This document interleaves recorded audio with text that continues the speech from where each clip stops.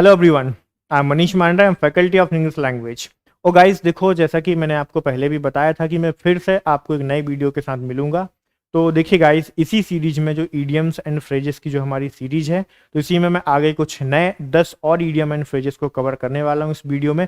तो पूरे वीडियो को सभी लोग ध्यान से देखो ताकि ये एग्जाम में आपको जब ये ईडियम्स एंड फ्रेजेस देखने को मिले तो आपको टाइम ना लगे इनको सॉल्व करने में, देखते ही आप इनके आंसर लगा सकते हो। तो चलिए देखिए फिर अपन स्टार्ट करते हैं। तो गाइस, सबसे पहले हमारे पास ये देखो क्वेश्चन नंबर 11, क्योंकि 10 तक मैंने प्रीवियस क्लास में कवर किए हुए थे, तो आप लोग एक बार क्या करें कि उनको जरूर देख लें ताकि आपको थोड़ा सा आसान लगेगा। ठीक है, चलिए देखते हैं, फिर अपन आगे कंटिन्यू करते हैं। तो देखिए क्वेश्चन नंबर 11 सेम चीज है, इसमें भी question same, select the most appropriate meaning of the given idiom. तो दिया हुआ जो ईडियम है इसका आपको अप्रोप्रिएट मीनिंग को आपका आंसर लगाना है। ठीक, तो चलिए समझते हैं। फिर हमारे पास है make a beeline for, इसका क्या मतलब है? Make a line for honey, ऐसा कुछ है क्या? या फिर गो स्ट्रेट टू, या फिर स्टैंड इन अ क्यू, या फिर गो फॉर प्रीवीज। अब देखो ये जो पिक्चर है आप इसको देख के समझ रहे होगे किस चीज़ की लाइन लगी हुई है। ये गाइस देखो, ये कोविड के टाइम की मैंने पिक्चर उठाई हुई है। जैसा कि आपने देखा हुआ है कि कोविड के टाइम पे ये लोग जो है इतनी लंबी लंबी लाइनें कहाँ देखने को मिलती थी, जब टाइम टाइम पर कुछ दुकानें खुलती थी, समझ गए, कुछ स्पेशल कैटेगरी की दुकानें, तो वहाँ पर कुछ लाइन लगती थी जो कि कुछ लोगों को ना टॉनिक चाहिए होता है, तो ये कुछ उस टाइप के लोग हैं। ठीक है, तो इन लोगों की वहां पर लाइन लगा करती थी, तो आप देखते थे पुलिस प्रशासन तक परेशान हो जाता था इनको कंट्रोल करते करते। तो ये वो लाइन है। तो देखो मतलब कितने अनुशासित तरीके से ये लोग खड़े हुए हैं एक जगह पे। अगर जनरली हम किसी को बोलें कि भाई तुम इतने अनुशासित तरीके से खड़े हो जाओ तो नहीं, बट कुछ पर्टिकुलर चीज खरीदने के लिए ये लोग इस तरीके से खड़े होते हैं। तो चलो देखते हैं अपन। मेक अ बीलाइन फॉर, इसका मतलब होता है गाइस गो स्ट्रेट टू, मतलब बिल्कुल कहीं पर अगर सीधे जाना तो क्या होता है, उससे बोलेंगे गो स्ट्रेट टू। तो ये आपका बनेगा। तो चलिए फिर अपन आगे कंटिन्यू करते हैं। आई थिंक ये तो आपको क्लियर हो गया होगा। मेक अ बीलाइन फॉर मतलब किसी व्यक्ति को हमें बताना कि वेयर आर यू गोइंग, अगर वो हमसे पूछता है कि I want to go this this particular place, तो हम क्या बोलेंगे उसे? बी गो लाइन, मतलब हम इसे कह सकते हैं गो स्ट्रेट टू, या फिर make a Beeline for from here.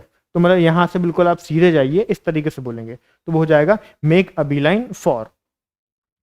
फिर अपन आगे बढ़ते हैं। तो क्वेश्चन नंबर 12, तो 12 नंबर का जो ईडियम है ये क्या कहता है? देखिए, till the cows come home, मतलब यार ये बड़ा एक ऐसा ईडियम है जो डेली लाइफ में भी यूज हो सकता है और बहुत लोग करते भी हैं, जिनको इंग्लिश आती है वो सब लोग यूज करते हैं। तो हम लोग क्यों पीछे रहे, हम भी करेंगे। चलिए देखते हैं। फॉर अ लार्ज पार्ट, या फिर for a long and long time. फिर आगे बढ़ते हैं। इन द इवनिंग, या फिर till the work is finished. तो गाइस देखो, ये जो पूरा का पूरा ईडियम यहाँ पे दिया हुआ है, till the cows come home, इसका मतलब है बहुत ही ज्यादा देरी से। ठीक है, तो मतलब अब आप समझ चुके होंगे कि इसका करेक्ट आंसर हम लोग क्या लगाएं। तो देखिए, हमारा करेक्ट आंसर बनेगा इसका बी। हमने क्या बोला? For a long, long time. ठीक, मतलब काफी लंबे समय बाद, तो उसके लिए हम यूज करेंगे B would be the correct answer. So let's see, हम नेक्स्ट हमारे पास जो क्वेश्चन है उसको समझते हैं, क्योंकि ज़्यादा टाइम नहीं लेते हैं, जो छोटी छोटी चीज़ें हैं उनमें ज़्यादा समय नहीं लेंगे, बस समझते चलेंगे। अब देखिए, टच एंड गो, इसका क्या मतलब है? तो कोई भी चीज़ है तो टच एंड गो, तो क्या कह सकते हो आप इसे? अनइम्पॉर्टेंट है, या फिर हम यहाँ पे देखते हैं अनडाउटेड है, या फिर अनसर्टेन है, ठीक है, या फिर अनचेंजिंग है। आप देखो, पिक्चराइजेशन करके मैंने आपको इसीलिए दिया हुआ है ताकि आपको चीजें समझ में आए। अब देखो यहाँ पे क्या बोला, doctor says that it's touch and go, Mary will be okay. मतलब क्या है? अब ये जो कोई पेशेंट की रिपोर्ट ये डॉक्टर यहाँ पे देख रहा है, और ये पेशेंट से मतलब क्या बोल रहा है कि भाई जो मैरी है वो बिल्कुल ओके रहेगी, और जो उसको प्रॉब्लम है वो कैसी? टच एंड गो है, मतलब अनसर्टेन है, ऐसा नहीं कि लंबे समय तक रहेगी, कुछ दिनों में वो ठीक हो जाएगी। तो आप इसका मीनिंग समझ सकते हो कि अनइम्पॉर्टेंट नहीं, करेक्ट आंसर क्या बनेगा? करेक्ट आंसर हमारा हो जाएगा uncertain. So uncertain would be the right answer. ठीक है, तो आप जब भी ऐसा कोई क्वेश्चन देखने को मिलेगा टच एंड गो, तो आप क्या बोलोगे? अनसर्टेनिटी को ये रिप्रेजेंट करता है। ठीक, चलिए नेक्स्ट इडियम को देखते हैं हम लोग। तो नेक्स्ट इडियम क्या है? Bed of roses. तो देखो भाई, ये हमारे प्राइम मिनिस्टर हैं और उनका पिक्चर यहाँ पे लगा हुआ है, पूरे सेंटेंस को समझ सकते हो। मैंने यहाँ पे लिखकर भी लिया हुआ है, एक सेंटेंस के साथ आप समझ सकते हो, तो आपको, ताकि मैंने यहाँ पे कोई कमी नहीं छोड़ी हुई है आपको समझने के लिए। अगर आप ध्यान से देखते हो तो सारी चीजें आपको आसानी से समझ में आएंगी, पूरा सेंटेंस देखकर आपको समझ में आएगा। मैंने बोला the post of the prime minister is not a bed of roses, मतलब बहुत लोगों को लगता है कि यार प्राइम मिनिस्टर के मजे रहते हैं, बहुत बढ़िया रहता है, कोई टेंशन नहीं रहती। तो भाई देखो ऐसा नहीं है। He is a prime minister and he have to do some jobs that nobody can do, मतलब उन्हें कुछ ऐसी जॉब्स करनी होती हैं जो हम सब या कोई कॉमन व्यक्ति समझ भी नहीं सकता है, ठीक है। तो मतलब जो प्राइम मिनिस्टर का काम है वो कोई फूलों की सैया नहीं है। बेड ऑफ रोजेस मतलब ऐसी कोई आरामदायक स्थिति नहीं है कि वो बड़े आराम से बैठे हुए हैं, उनको भी काम करना पड़ता है। तो अब इसमें क्या है, स्टेट ऑफ परप्लेक्सिटी या फिर एन अनफॉरगेटेबल मोमेंट, ये कोई बात नहीं हुई। फिर आगे देखते हैं एन एंजॉयबल स्टेट या फिर अ डिफिकल्ट सिचुएशन। तो सीधी सी बात है, बेड ऑफ रोजेस का मतलब होता है एंजॉयबल स्टेट। तो ऐसी कोई भी स्टेट जिसमें लोग एंजॉय करते हो या बहुत ही आरामदायक परिस्थिति हो, उसे क्या बोलेंगे, उससे बोलेंगे bed of roses. But guys देखो ध्यान से सुनो, जैसे बहुत सारे लोगों को लगता है कि भाई अगर if we get a government job so it would be bed of roses for us, ठीक है। बट भाई काम करना पड़ेगा आजकल सब जगह पे, ठीक है। चलिए फिर आगे बढ़ते हैं। सो भाई नेक्स्ट हमारे पास क्या है, जो 15th नंबर का ईडियम है, एक बार इसको समझते हैं। अब देखो ये पिक्चर के थ्रू भी आप देखोगे तो ये बड़ा ही सकरा टाइप का रास्ता यहाँ से मुझे दिखाई दे रहा है, और आई थिंक आप सबको भी दिखाई दे रहा होगा, पिक्चर में आप देख सकते हो। ये पिक्चराइजेशन करके मैंने इसीलिए बताया ताकि जल्दी से समझ में आ जाए आपको। तो चलिए देखिए, ये जो सेंटेंस है हमसे क्या बोल रहा है, as the flood waters hit the coastal village several families had a close shave. इसका मतलब क्या हुआ, टू हैव नो लाइवलीहुड या फिर अ नैरो एस्केप या फिर नथिंग टू ईट या फिर टू लॉस ऑल पोजेशंस, ऐसा कुछ है क्या। तो चलिए देखिए, तो as the flood waters hit the coastal village, फिर आगे बढ़ते हैं, सेवरल फैमिलीज हैड क्लोज से, मतलब भाई सीधी सी बात यह है कि बाढ़ आई उस कोस्टल विलेज में, इसका मतलब ये हुआ कि वहां के लोगों के पास कोई रास्ता नहीं बचा, ठीक है। कोई रास्ता नहीं बचा कि वो क्या करें, तो बचेगा क्या हमारा, तो इसको बोलेंगे नैरो स्केप। क्या बोलेंगे, नैरो स्केप। जैसे ये देखो, यहां पर ये कोई पर्सन है और ये बड़े ही सकरे रास्ते से गुजर रहा है, मतलब इसके पास जो जाने का रास्ता वो कैसा है, वो छोटा सा रास्ता है। तो मतलब क्या है, अ नैरो स्केप, उसको बोलेंगे क्लोज सेव। बोलो क्लियर है। तो चलिए let's move on for the next idiom. अब हमारे पास ये जो नेक्स्ट ईडियम है, एक बार इसको समझा जाए कि भाई इसमें किस तरीके से चीजें होती हैं, समझते हैं अपन लोग। Let's see. सो अब देखो भाई, ये हमारा ईडियम है, अपन इसको भी समझते हैं कि ये क्या कह रहा है। The abrogation of article 370 was achieved in the teeth of tough resistance, मतलब ये जो ईडियम जब एग्जाम में आया हुआ था तब जो आर्टिकल 370 था वो एक तरीके से कंफर्म नहीं था, उसी पर एक बहस चल रही थी, उस समय पे एग्जाम हुआ था और उसी में एग्जाम में क्वेश्चन दिया गया था। तो अभी समझते हैं अपन इसमें क्या है।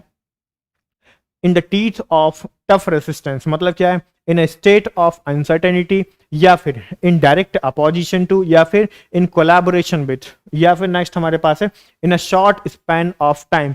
सो गाइस देखो, ये जो 370 आर्टिकल था ये किसमें था, in a state of uncertainty, मतलब सीधी सी बात है ये उस समय पर अनसर्टेनिटी में था, क्योंकि इस पर बहुत सारे लोग बहस भी कर रहे थे और बहुत सारे लोग इसका अपोज भी कर रहे थे। तो इस वजह से इसका करेक्ट आंसर क्या है, in a state of uncertainty. अगर ये सेंटेंस कहीं पर भी यूज होता है कि in the teeth of tough resistance, इसका मतलब क्या, अनसर्टेनिटी में, ठीक है, तो उसको बोलेंगे। आगे बढ़ते हैं। तो भाई देखो नेक्स्ट हमारे पास जो फ्रेज है इसको समझते हैं, एट सी, बड़ा आसान है, ठीक है। तो एट सी मतलब ये जो पर्सन है आप देख सकते हो इसके दिमाग में कितने सारे क्वेश्चंस घूम रहे हैं, ठीक है। मतलब ये भी आप लोगों की तरह है जिसने अभी तक मेरी क्लासेस अटेंड करना शुरू नहीं किया है, तो दिमाग में क्वेश्चंस चलते रहेंगे। तो भाई पढ़ना शुरू कर दो तो आपके माइंड में जो क्वेश्चन है इसको मैं आंसर में बदलता रहूंगा, ठीक है। तो चलिए देखते हैं, ये जो पर्सन है इसके दिमाग में बहुत सारे क्वेश्चंस चल रहे हैं, मतलब कंफ्यूज्ड है। अब तो देख के समझ ही गए होगे ना। So the correct answer would B confused, ठीक है। तो कंफ्यूज्ड यहाँ पे करेक्ट आंसर होगा। जैसे मैंने बोला, he is completely at sea about where to invest his hard earned money, मतलब इसको नहीं समझ आ रहा कि ये पैसा कहाँ इन्वेस्ट करे। इसको बता दो कि ड्रीम 11 पे टीम बना ले, हालांकि ये बहुत ही बेवकूफ टाइप का एक आइडिया हो जाएगा, तो ऐसा कुछ नहीं है। तो भाई यहाँ पे करेक्ट आंसर क्या बनेगा, यहाँ पे बनेगा कंफ्यूज्ड। तो कोई भी व्यक्ति किसी भी चीज को लेकर कंफ्यूज हो सकता है, तो हम क्या बोलेंगे, ही इज एट सी। भाई जैसे एग्जाम में अगर आप बिना पढ़े हुए जाते हो और क्वेश्चन पेपर को देख के क्या बोलते हो, ऑल एट सी, मतलब गया सब पानी में। तो भाई पढ़ कर जाया करो, ठीक है, तो सब कुछ सही रहेगा। तो यहाँ पे होगा क्या, ऑल एट सी। तो एट सी कहीं पर भी देखने को मिलता है तो समझ जाना इट्स कंफ्यूजिंग सिचुएशन, ठीक। So let's see what about the next one. The next question we have above board. अब जरा इसको समझते हैं, सेंटेंस को, इनको आप पहचान गए होंगे, ये पाकिस्तान के प्राइम मिनिस्टर पहले थे, अब नहीं रहे, मतलब हैं बट प्रधानमंत्री नहीं है, ठीक है। तो चलिए फिर समझते हैं अपन लोग। अब ये क्वेश्चन हमारा क्या बोलता है समझते हैं। Unless you are above board in your dealings you will not be able to win the trust of your clients. अब बताओ, अब ये जो सेंटेंस है, अब जरा देखो, ये इमरान साहब के लिए क्या बोल रहा है, I would like to say that above the board be are the terrorist. अब देखो कितना ईमानदार व्यक्ति है भाई, खुद ही यहाँ पे ईमानदारी से एक्सेप्ट कर रहा है, क्या बोल रहा है कि भाई I would like to say that, मतलब मैं ये कहना चाहता हूं above the board be are the terrorist, कि भाई हम खुद क्या हैं, टेररिस्ट हैं, आतंकवादी हैं। तो बहुत ही ईमानदार व्यक्ति निकला मतलब ये तो, ठीक है। तो आप देख सकते हो, तो मतलब क्या बोलेंगे हम, unless you are above board in your dealings you will not be able to win the trust. तो यही तो प्रॉब्लम है इसके साथ, ये लोग आज तक किसी का ट्रस्ट नहीं जीत पाए, ठीक है। उसका रीजन क्या है, टेररिज्म। चलिए फिर आगे बढ़ते हैं। तो भाई नेक्स्ट हमारे पास है, अब ये देखो, देख के ही समझ में आ रहा है ये कुछ चोरी करके भाग रहा है, ठीक है। तो अब समझ सकते हो आप, सेंटेंस को समझते हैं अपन क्या बोल रहा है। The thief made of all the cash and jewellery in the house. Made of मतलब क्या है, स्क्वांडर्ड या फिर रन अवे विथ या फिर डिस्कवर्ड या फिर ट्रांसफर्ड। अब ये ट्रांसफर तो कुछ कर नहीं रहा है यहाँ पे, मुझे तो नहीं लग रहा। अब ये कुछ खोजने तो आया नहीं था, डिस्कवर्ड कुछ इसने किया नहीं, ठीक है। अब स्क्वांडर ये कुछ हो नहीं रहा, तो बचा क्या, अब ये सारे सामान को लेने के बाद जो चोर होता है वो क्या करता है, वेटिंग करता है क्या आपकी, नहीं, भाग लेता है, ठीक है।